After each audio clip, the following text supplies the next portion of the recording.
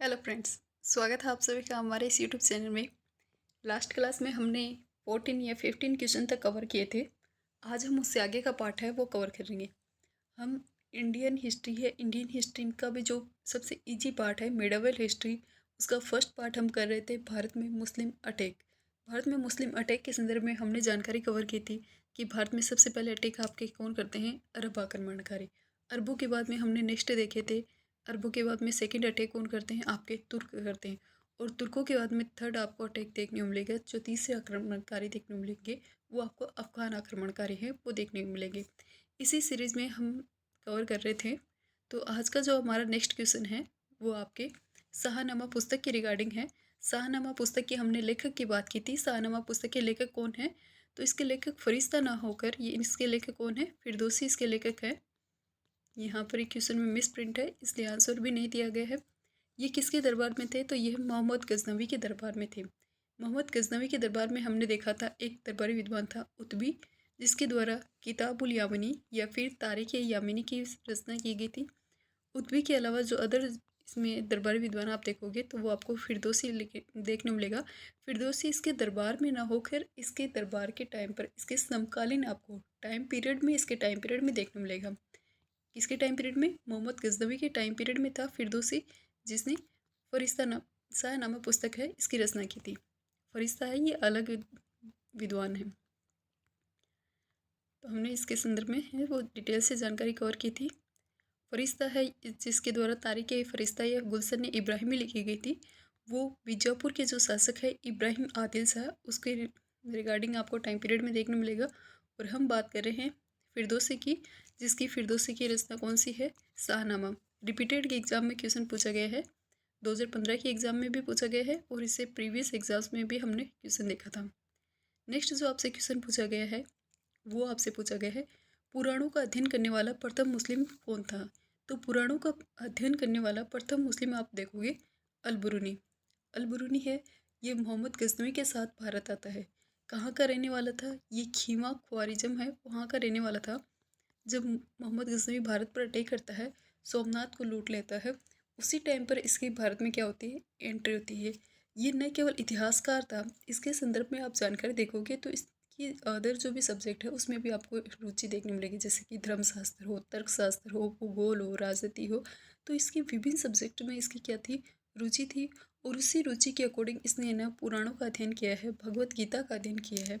आपकी वायु पुराण जो अदर पुस्तक है उनका भी इसने अध्ययन किया था। तो इसके संदर्भ में देखिए, पुराणों का अध्ययन करने वाला प्रथम मुस्लिम शासक है अलबरूनी था। इसके रिगार्डिंग आपसे एग्जाम में क्वेश्चन पूछा गया है। इसके जीवन के संदर्भ में अदर डिटेल है वो देखें तो इसका जन्म आपको देखने मिलेगा 973 ईस्वी में। कहाँ पर? खीवा, जो प्राचीन नाम देखने को मिलता है ख्वारिज़म। खीवा ख्वारिज़म है वहाँ पर इसका आपको जन्म देखने मिलेगा। मोहम्मद गजनवी है, इसके टाइम पीरियड में ये भारत में आता है। कब आता है? 11वीं शताब्दी में। ये एग्जाम में क्वेश्चन है वो भी पूछा गया है कि कब आया था ये भारत में, तो 11वीं शताब्दी है उसमें आता है। ये न केवल मात्र इतिहासकार था, इसके अदर जो भी सब्जेक्ट हैं उसमें भी रुचि आपको देखने मिलेगी, चाहे खगोल विज्ञान हो, भूगोल हो, तर्कशास्त्र हो, औषधि विज्ञान हो, गणित हो, धर्मशास्त्र हो। और इसकी इसी प्रकार की इसकी रुचियों की वजह से आपको भारत की इसकी तत्कालीन सामाजिक स्थिति के बारे में ज्ञान प्राप्त करने के लिए इसको क्या किया है, प्रेरित किया है।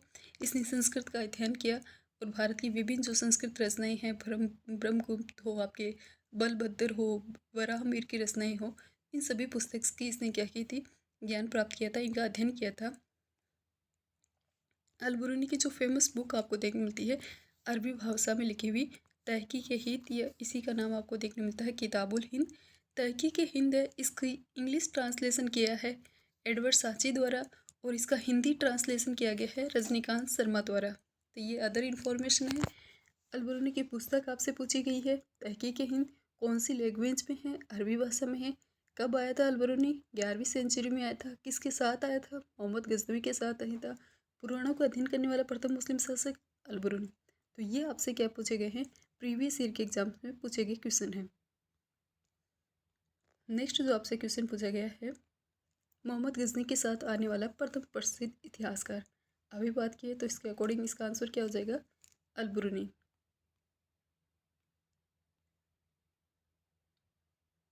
वापिस वही रिपीटेड क्वेश्चन, अलबरूनी भारत में कब आया था? 11वीं शताब्दी में। ऑप्शन सी इसका करेक्ट आंसर है। नेक्स्ट क्वेश्चन, मोहम्मद गजनवी के साथ भारत आने वाला मुस्लिम विद्वान कौन था? तो इसका आंसर है अल-बुरूनी, बी ऑप्शन। नेक्स्ट क्वेश्चन वापस अल-बुरूनी के रिगार्डिंग है। इसके अकॉर्डिंग आपसे पूछा गया है कि कौन सा कथन है वो सत्य है और कौन सा असत्य है। तो कौन सा अल-बुरूनी के संबंध में सत्य कथन नहीं है, तो ये आपको अच्छे से रीड करना है। सत्य पूछा है या असत्य, तो इसमें क्या पूछा गया है, असत्य कथन कौन सा है। 2014 की एग्जाम्स में ये क्वेश्चन है वो पूछा गया है, क्या वह एक धर्मनिरपेक्ष लेखक था? तो यही कथन है, ये क्या है, असत्य है। वो कोई धर्मनिरपेक्ष लेखक नहीं था। क्या उसके ग्रंथ में आपको उस समय के तत्कालीन भारत के जीवंत भारत से प्रभावित था? तो उसका ग्रंथ है उस टाइम के जो भारत था, धर्म थी, संस्कृति था, उससे प्रभावित था। तो ये ऑप्शन क्या है, सही है। वह संस्कृत का विद्वान था, तो हमने बात की थी वह न केवल इतिहास का जानकार था, उसे विभिन्न सब्जेक्ट में क्या थी, रुचि थी, और उसी रुचि की वजह से उसने संस्कृत और संस्कृति जो अदर बुक है उनका रीड किया था, उनका अध्ययन किया था। तो वह संस्कृत का विद्वान था। वह त्रिकोणमिति का विशेषज्ञ था, तो हमने देखा उसे गणित में रुचि थी, और गणित में रुचि होगी तो उसे त्रिकोणमिति है इसका विशेषज्ञ भी आपको देखने मिलेगा। तो इसका करेक्ट आंसर होगा ऑप्शन ए। नेक्स्ट जो यहाँ पर क्वेश्चन पूछा गया है वो पूछा गया है, निम्नलिखित में से किसने मोहम्मद गजनी है, मोहम्मद गजनी के हमले के बाद में सोमनाथ मंदिर है, इसका पुनर्निर्माण करवाया था? तो इसमें आंसर आपको देखने मिलेगा ऑप्शन बी, भीमदेव।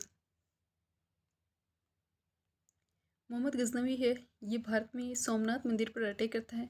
सोमनाथ गुजरात की साइड 1026 में, और वहाँ पर जो शासक होता है भीमदेव फर्स्ट, इसका टाइम पीरियड आप देखोगे 1022 से 1063 ईस्वी तक। मोहम्मद जब गजनवी है मंदिर से लूटपाट करके चला जाता है, तो उसके जाने के बाद में जो शासक होता है भीमदेव, उसने इस सोमनाथ मंदिर का क्या करवाया था, पुनर्निर्माण करवाया था। नेक्स्ट आप देखोगे भीमदेव सेकंड, जो गौरी के टाइम पर है, मोहम्मद गौरी के टाइम पर आपको भीमदेव सेकंड देखने मिलेगा, जिसके टाइम पीरियड में आपको 1178 का क्या देखने मिलेगा, आबू पर्वत का युद्ध है वो देखने मिलेगा, जिसमें गौरी हार जाता है। और ये जो घटना पूछी गई है ये गजनवी के टाइम पीरियड में पूछी गई है, और इसमें पूछा है कि गजनवी के टाइम पीरियड में जब गजनवी ने सोमनाथ मंदिर पर अटैक किया था, तब इसका पुनर्निर्माण कौन करवा रहा है, तो ये है भीमदेव। ये भीमदेव फर्स्ट है, और नेक्स्ट आप देखोगे गौरी के टाइम पर तो वो होगा भीमदेव सेकेंड। नेक्स्ट आपसे क्वेश्चन पूछा गया है, एक तरफ संस्कृत मुद्रा लेख के साथ चांदी के सिक्के किसने इश्यू किए थे? तो चांदी के कॉइन है वो किसने जारी किए थे, मोहम्मद गजनवी ने। मोहम्मद गजनवी ने क्या किए थे, चांदी के सिक्के जारी किए थे। उनकी तरफ उसने दोनों साइड में अलग अलग चीज़ें लिखवाई थी। जब कॉइन है उसके एक साइड में तो इसने कलमा खुदवा दिया था, और दूसरे साइड में अपनी जो हिंदू देवी है लक्ष्मी, उस लक्ष्मी का चित्र है वो अंकित किया था।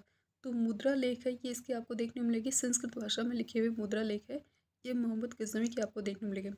लगभग 3 ग्राम का इसने क्या किया था, चांदी का सिक्का है वो जारी किया था। तो इसके संदर्भ में डिटेल जानकारी देखें तो संस्कृत मुद्रा लेख की है, संस्कृत मुद्रा लेख के साथ चांदी के सिक्के किसने जारी किए हैं, गजनवी ने जारी किए हैं। इसके सिक्कों की तरफ दोनों तरफ आपको अलग अलग लैंग्वेज है वो देखने मिलेगी, अलग अलग लैंग्वेज में अलग अलग मुद्रा लेख है वो अंकित है। ऊपरी भाग है यहाँ पर बताया गया है, ऊपरी भाग में अरबी भाषा में लिखा हुआ है, और दूसरी साइड में आपको संस्कृत भाषा या देवनागरी लिपि है उसमें देखने मिलेगा, और मध्य में संस्कृत भाषा में कुछ वर्ड्स है वो लिखे गए हैं।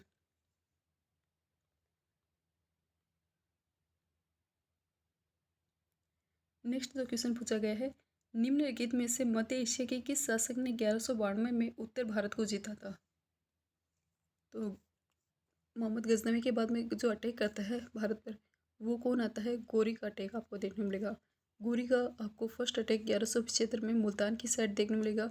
1178 में 3 साल बाद में 1178 में उसने गुजरात की तरफ अटैक किया था भीमदेव सेकंड के टाइम पर। उसके बाद में इसके फेमस अटैक आपको देखने मिलेंगे तराइन के 2 युद्ध 1191 और 1192, जिसमें 1191 वाले में वो पृथ्वीराज चौहान है उससे हार जाता है, और किससे में जीत जाता है, तराइन के जो सेकंड युद्ध होता है 1192 में उसमें जीत जाता है, और इसके द्वारा उत्तर भारत की इसकी ये विजय है वो देखने मिलेगी। तो ये इसमें शासक होगा, आंसर होगा गजनी का मोहम्मद,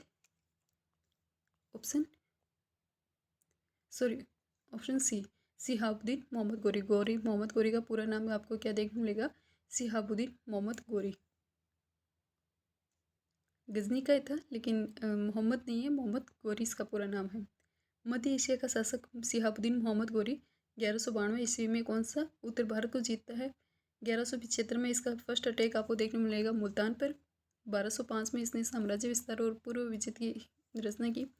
फिर आपको इसका अटैक देखने को मिलेगा 1178 में गुजरात पर अटैक। 1191 में पृथ्वीराज चौहान के साथ तराइन की पहली लड़ाई, जिसमें तो ये हार जाता है। फर्स्ट युद्ध में तो हार जाता है, लेकिन जो सेकंड युद्ध होता है उसमें तराइन के सेकंड युद्ध में ये जीत जाता है और केंद्रीय मुस्लिम राजनीतिक व्यवस्था इसकी स्टार्टिंग करता है।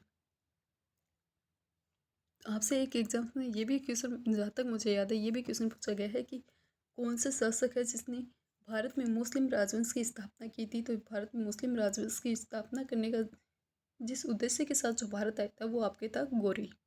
गोरी स्थापना करना चाहता था। पहले वाले जो भी अटैक हो रहे थे वो क्या कर रहे थे?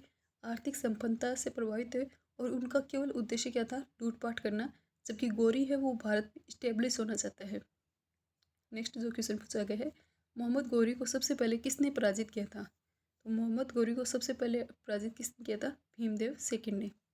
भीम सेकंड है, इसके द्वारा आबू जो पर्वत का युद्ध होता है उसमें क्या किया जाता है? इसको पराजित किया जाता है। भीम सेकंड तो इस टाइम पर क्या है? छोटा सा है। ये एक बालक है, इसकी माँ थी नायिका देवी, वो संरक्षिका, उसने मेन रोल इस युद्ध में किया था और मोहम्मद गोरी है इसको हराया था। तो इस क्वेश्चन की व्याख्या देखें। 1178 में होता है गुजरात पर अटैक। कब होता है? 1178 में। गुजरात का जो शासक कौन होता है? मूलराज सेकंड, या फिर इसी का नाम आपको क्या देखने मिलता है? भीम सेकंड। ये तो क्या था? बालक था। इसकी माँ होती है नायिका देवी। ये इस युद्ध में महत्वपूर्ण योगदान है वो निभाती है। कौन सा युद्ध होता है? आबू पर्वत के निकट ये युद्ध होता है। किसके साथ होता है? गोरी और भीम सेकंड के मध्य में। और इसमें गोरी है ये हार जाता है और गोरी की ये क्या मानी जाती है? भारत में पहली पराजय है वो मानी जाती है। इसके बाद में नेक्स्ट पराजय कौन करवाता है? पृथ्वीराज चौहान। हालांकि जब 94 का जयचंद वाला युद्ध होता है, चंदावर वाला युद्ध, उसमें तो गोरी जीत जाता है। तो वो भी क्वेश्चन आपसे देखो, नेक्स्ट क्वेश्चन ही पूछा गया है। मोहम्मद गोरी ने जयचंद को किस युद्ध में पराजित किया था? तो मोहम्मद गोरी है इसके द्वारा जयचंद को चंदावर के युद्ध में पराजित किया गया था। क्योंकि तराइन का फर्स्ट और सेकंड युद्ध तो उसने पृथ्वीराज चौहान के साथ किया था। ये जयचंद है, इसका युद्ध आपको पृथ्वीराज चौहान के साथ भी आपको देखने मिलेगा। जब आप अजमेर की हिस्ट्री पढ़ते हो, अजमेर के चौहान राजवंश, उसमें आप डिटेल से रीड करते हो, तो जी चंदावर का युद्ध है कन्नौज के गढ़वाल वंश के जो शासक है जयचंद गढ़वाल, उसके साथ आपको देखने मिलेगा मोहम्मद गोरी और जयचंद के मध्य, जिसमें जयचंद हार जाता है और गोरी है इसकी जीत होती है। 1194 ईस्वी में ये युद्ध है वो किया गया था। क्वेश्चन की व्याख्या देखें तो 1194 ईस्वी का जो चंदावर का युद्ध है किसके मध्य हुआ था? मोहम्मद गोरी और कन्नौज के गढ़वाल शासक जयचंद के मध्य में। जीत किसकी होती है? गोरी की। और वर्तमान में आपको चंदावर कहाँ पर देखने मिलेगा? फिरोजाबाद शहर है उसके निकट आपको देखने मिलेगा। यमुना रिवर है उसके तट के नियर ही कौन सा लोकेटेड है? स्थिति चंदावर की स्थिति है वो लोकेटेड है। नेक्स्ट जो आपसे क्वेश्चन पूछा गया है, निम्नलिखित में से कौन सा राजा है जिसने मोहम्मद गोरी द्वारा चंदावर के युद्ध में पराजित किया गया था? तो इनमें से कौन सा राजा है जिसे गोरी ने पराजित किया है? तो इसे भी पराजित किया था पृथ्वीराज चौहान को। लेकिन हालांकि पृथ्वीराज चौहान है उसने तराइन के फर्स्ट युद्ध में हरा दिया था, सेकंड युद्ध में वो खुद हार गया था। जयचंद है, जयचंद को इस गोरी ने पराजित किया था। ये आपके 1194 के युद्ध के रिगार्डिंग क्वेश्चन पूछा गया है। भीम सेकंड ने तो इस गोरी को हरा दिया था, तो इसने भी हराया है। पृथ्वीराज चौहान ने भी हराया है। कुमारपाल का नाम आप नहीं देखते हो, लेकिन जयचंद है ये हार जाता है। तो रिगार्डिंग जो इसका करेक्ट आंसर होगा ऑप्शन बी जयचंद।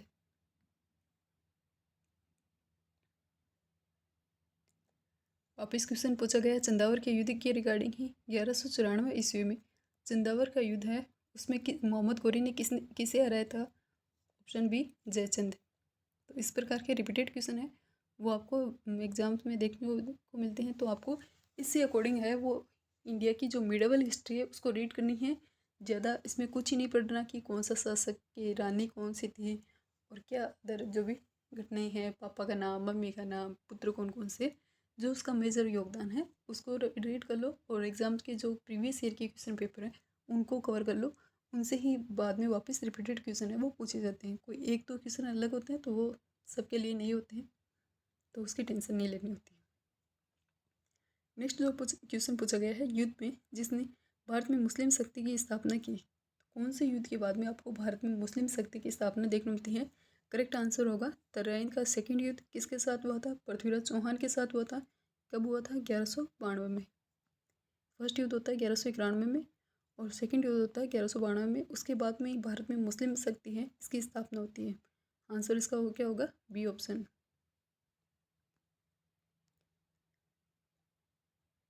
इस क्वेश्चन की व्याख्या देखें तो 1192 है ये, इसमें तराइन का सेकंड युद्ध होता है। गौरी वर्सेस पृथ्वीराज चौहान।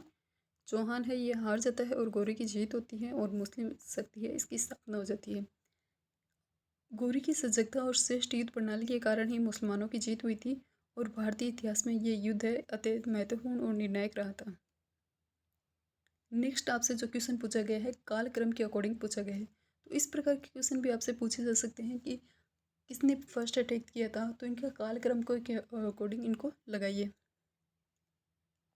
तो इसके अकॉर्डिंग जो करेक्ट आंसर होगा, हमने बात की थी जो फर्स्ट अटैक किसका होता है? मोहम्मद गजनवी का होता है। इसने 17 बार इसके जो अटैक आपको देखने मिलते हैं 1000 से 1027 ईस्वी तक। तो फर्स्ट इसमें होगा। इस अकॉर्डिंग आप ऑप्शन अकॉर्डिंग ही देखो, अगर आपको एक क्वेश्चन का भी पता है ना तो उसके अकॉर्डिंग इसका ऑप्शन के अकॉर्डिंग आंसर हो जाएगा बी ऑप्शन, क्योंकि फर्स्ट है गजनवी। गजनवी के बाद में अटैक करने आता है गौरी। गौरी है ये 1192 में इसकी स्थापना, भारत में मुस्लिम राजवंश की स्थापना हो जाती है इसके जीत के बाद में ही। इसके बाद में जो नेक्स्ट आपको अटैक देखने मिलेगा चंगेज खां का और लास्ट आप देखोगे तैमूर का अटैक। तो इसका कालक्रम के अकॉर्डिंग इसको सीरीज वाइज आप लगाओगे तो इसमें ऑप्शन क्या होगा? B option. इस क्वेश्चन की व्याख्या देखें तो मोहम्मद गजनवी है ये भारत में 17 बार अटैक करता है। कब से? इसमें 1999 दिया हुआ है, वैसे अदर बुक्स में इसका ऑप्शन मिलता है 1000 से 1027 ईस्वी के मध्य में। इसके गजनवी के बाद में आता कौन? शिहाबुद्दीन मोहम्मद गोरी। कब अटैक फर्स्ट करता है? 1175 में मुल्तान पर करता है।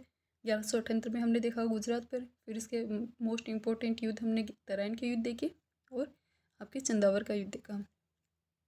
नेक्स्ट जब हमने बात की चंगेज खां की, चंगेज खां का अटैक आपको देखने मिलेगा जैसे ही बाबर भारत में आता है और बाबर साम्राज्य विस्तार की कोशिश करता है, उसी के साथ आपको चंगेज खां का अटैक है, इसके आक्रमण का भय है वो भारत में उत्पन्न हो जाएगा। तो सन 1205 में जब तक बराबर, यहाँ पर बराबर लिखा हुआ है, बराबर नहीं है, बाबर साम्राज्य है इसका विस्तार अथवा पूर्व विजित राज्य की रक्षा के लिए भारत की ओर चढ़ाई करता है, तो चंगेज खां के भारत में आक्रमण है इनका भय ये उत्पन्न हो जाता है।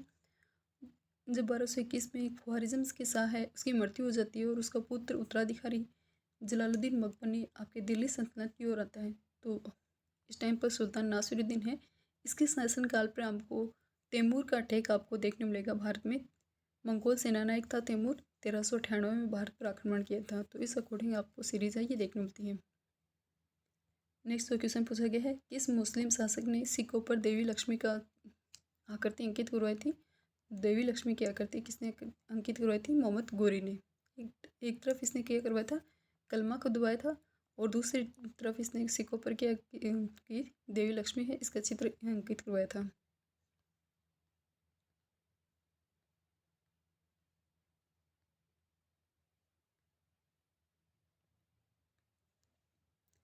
तो मोहम्मद गोरी है उसने सिखों पर देवी लक्ष्मी की आकृति और दूसरी तरफ अरबी में कलमा को दबाया था। नेक्स्ट जो गोरी से क्वेश्चन रिगार्डिंग पूछा गया है, भारत में मोहम्मद गोरी ने किसको प्रथम अख्ता प्रदान किया था, किसको अपना उत्तराधिकारी के रूप में चुना था? तो कुतुबुद्दीन ऐबक है, इसको भारत में प्रथम अख्ता है ये मोहम्मद गोरी ने प्रदान किया था। गोरी की विजय के बाद ही सिख घरी उत्तर भारत में अख्ता प्रथा है ये स्थापित हो जाती है। किसकी विजय के बाद में? गोरी की विजय के बाद में। 1192 से 1206 तक कुतुबुद्दीन ऐबक है उसने गोरी के प्रतिनिधि के रूप में भारत की जो भी विजित भाग है उनको संभाला था।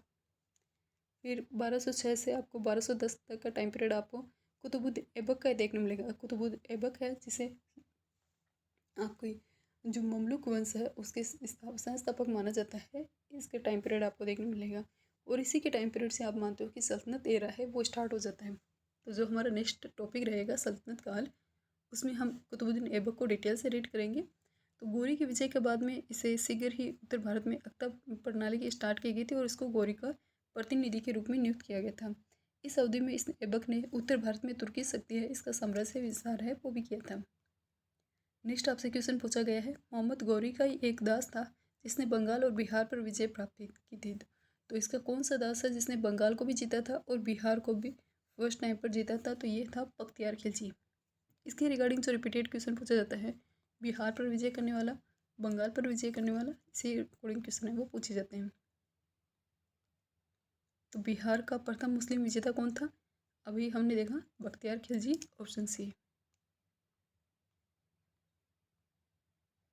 नेक्स्ट जो आपसे क्वेश्चन पूछा गया है, नालंदा विहार है इसका विध्वंस किया किसने किया था? इसका करेक्ट आंसर होगा ऑप्शन ए बख्तियार खिलजी, जिसने बिहार पर अटैक किया। और बिहार में क्या था आपके? नालंदा विहार। नालंदा विहार है भारत का फर्स्ट विहार जिसे माना जाता है। नालंदा और विक्रमशिला है, इनको नष्ट करने का श्रेय किसे जाता है? बख्तियार खिलजी को। नेक्स्ट जो लास्ट आपसे क्वेश्चन पूछा गया है, इसमें आपको 2 कथन दिए हुए हैं और आपको इसमें से करेक्ट कथन है इसका चयन करना है। नीचे दिए गए दोनों कथनों में से आपको करेक्ट देखना है। कथन 1 कहता है कि भारत पर तुर्की आक्रमण सफल हुए, क्या इसकी वजह से? इसका मेन रीज़न उत्तर भारत में राजनीतिक एकता नहीं थी। तो हाँ, इसका करेक्ट आंसर क्या होगा कि भारत में तुर्की आक्रमण सफल हुए और इसका मेन रीज़न था क्योंकि उस टाइम पर भारत में राजनीतिक एकता है इसका अभाव है वो आपको देखने मिलता है। इस क्वेश्चन की व्याख्या देखें तो भारत पर तुर्कों का आक्रमण सफल हुआ जिसके फलस्वरूप भारत में इस्लामी राज्य की स्थापना होती है और भारत की भूमि के अंदर तक वो प्रवेश पाने में क्या श्रेय है वो गजनवी के वंश के सुल्तान मोहम्मद को प्राप्त होता है। जबकि भारत में राज्य स्थापित करने का मेजर जो श्रेय है वो गौरी को जाता है, जिसने भारत में एंट्री की थी। तो प्रवेश पाने वाला तो कौन है? गजनवी, मोहम्मद गजनवी। जबकि जिसने भारत में राज्य स्थापित किया था उसमें आप नाम देखोगे गौरी का। अतः दोनों कथन है वो स्पष्ट हो सकते हैं। भारत में उस टाइम पर राजनीतिक एकता का अभाव आपको देखने मिलेगा और उत्तरी भारत में एक शक्तिशाली और विस्तृत साम्राज्य का भी नहीं होना है। ये तुर्कों के विरुद्ध की जो भी असफलता उसका कारण था, या फिर हम दूसरी लैंग्वेज में कहें तो तुर्कों की सफलता का मेन रीज़न यही था। इसको डॉक्टर A.L. श्रीवास्तव ने भी माना है कि राजनीतिक एकता का अभाव, सामाजिक भेद विभेद, ब्राह्मण का उत्थान, ब्राह्मणवाद, नैतिक पतन, भारतीयों की तुलना में तुर्कों की रणनीति वगैरह है, ये मेजर है वो तुर्की सफलता के कारण थे। लास्ट आपसे जो क्वेश्चन पूछा गया है वो है रेशम बुनकरों के रिगार्डिंग। रेशम बुनकरों की श्रेणी की जानकारी आपको कौन से शिलालेख से मिलती है? दसपुर के शिलालेख से, प्रिया प्रशस्ति से, या फिर अदर से? तो इसका करेक्ट आंसर होगा दसपुर का शिलालेख से। नेक्स्ट जो आपसे ऑप्शन दिए हुए हैं, सी ऑप्शन दिया हुआ है एरण शिलालेख और डी ऑप्शन दिया गया है हाथी गुफा शिलालेख। तो इसका करेक्ट आंसर होगा दसपुर शिलालेख जो मंदसौर में स्थित है। इससे आपको रेशम बुनकर है इनकी जानकारी मिलेगी। तो इस क्वेश्चन की व्याख्या देखें। दसपुर जो मंदसौर शिलालेख है उसमें ये कुमारगुप्त के शासनकाल का है। इसमें कुमारगुप्त का राज्यपाल जिसका नाम है वधूवर्मा, इसका उल्लेख मिलता है, जिसने सूर्य मंदिर के निर्माण का उल्लेख भी किया है। इसी दसपुर मंदसौर वाले शिलालेख में कुमारगुप्त की जानकारी है, वधूवर्मा की जानकारी है, सूर्य मंदिर निर्माण की जानकारी है और यहाँ से ही आपको रेशमी सूत बुनने वाले जो भी समिति है, पटवाई श्रेणी है और इसकी जानकारी है वो आपको देखने मिलेगी। वही इंदौर के लेख तौलिक श्रेणी का उल्लेख करता है। तो ये सब है, ये हमने आज की क्लास में देखा। नेक्स्ट हम देखेंगे दिल्ली सल्तनत और गुलाब राजवंश के रिगार्डिंग जानकारी, तो इसको हम नेक्स्ट पार्ट में कवरिंग करेंगे। आज की क्लास यहीं पे समाप्त होती है। वीडियो अच्छा लगे तो प्लीज़ लाइक शेयर और अपने फ्रेंड्स के साथ शेयर जरूर करें। वीडियो को कंप्लीट देखना, आपके लिए काफ़ी बेनिफिशियल रहने वाला है। टू द पॉइंट हम क्लास को रिकॉर्ड करते हैं। इसके साथ बने रहिए हमारे साथ, खुश रहिए, मस्त रहिए। Thank you.